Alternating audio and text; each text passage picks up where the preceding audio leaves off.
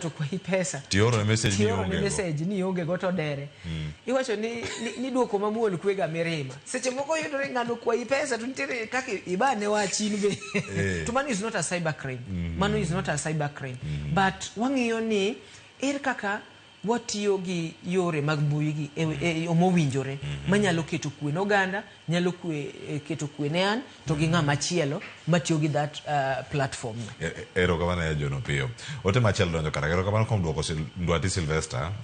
wacho kali nere duoke yo makare kendo luo chendo podi kentiere Migori machielo wacho ni good morning Cleo umosna wendo aparo ni as much as one called freedom of expression and that's a democratic right jopiny nyaka bengeni that freedom must be guided and protected and to protect we must also guard our actions wechewa kod kaka waloso wacho ni bylaws are there to deal with people who cannot follow laws wacho ni sana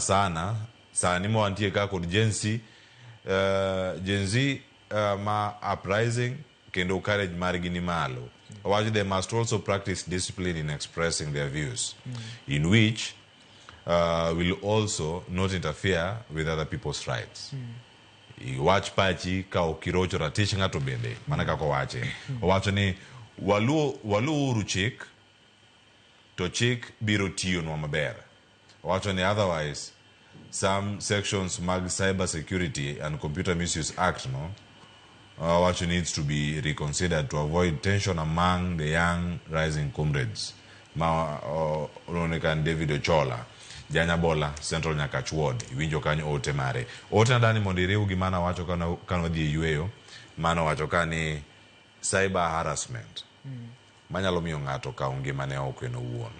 Ine mbui, sani ging'eny nyaka mbui mag TikTok, gine mbui mar Instagram gi Facebook, gini gi challenge mopogore. Ng'ato nyalo biro kata gi challenge moro ma mimik.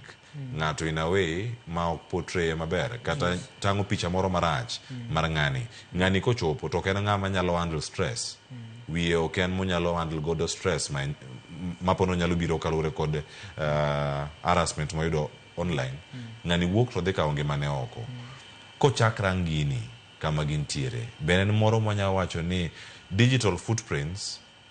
be wantie gi lony sani kama wantiere piny Kenya kae magrango digital footprints mag ng'ata matiyo kod mbui e piny Kenya masani minyalo chopne mamake kalure kod miyo ng'ama chielo okaonge mane oko nikech timbegi maricho e mbui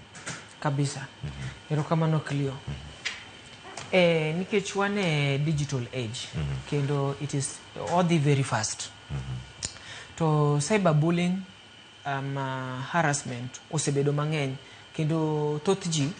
nitie jok mosewito ngimagi kata king'iyo TikTok king'iyo Facebook king'iyo Twitter inongo joma ng'eny osewito ngimagi sana kaluwore gi harassment magiyude e mbui ka nikech ibiro yudo ni ng'ato dhi chugo information more about in muchako riwi nyaka gi family ni muriwi gi ng'ata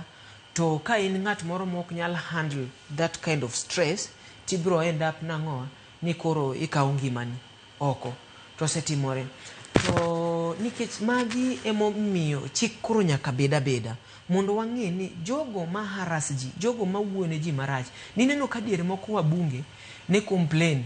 especially wabunge mamine ne complain ni ng'ato nosika manyo nembni gi to orne gi videos moko maricho to ka oseoro ni video to nyise ni kopo ni okimiya pesa takawo gina tera ng'oa atere mtandao mondo jine koro ibro neno ni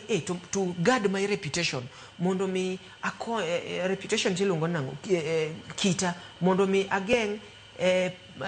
kik jinena e yo moro mopogore bro chuni nang'oa ikawo pesa tioro ne ng'ani mondo kiko publish that particular information ma en godo maseche moko is false ineno ng'ato seche moko in kumoro idhi kawo video o rekodi kane in kumoro to video ni nyisi ni bana John koro waseyudo video nicha koro wadwaro 100,000 maka onge titimori nadi koro magi harassment ma cyber security act ni misuse ni wuoe such kind of harassment to penjo ni bentiere digital footprint adier Cleophas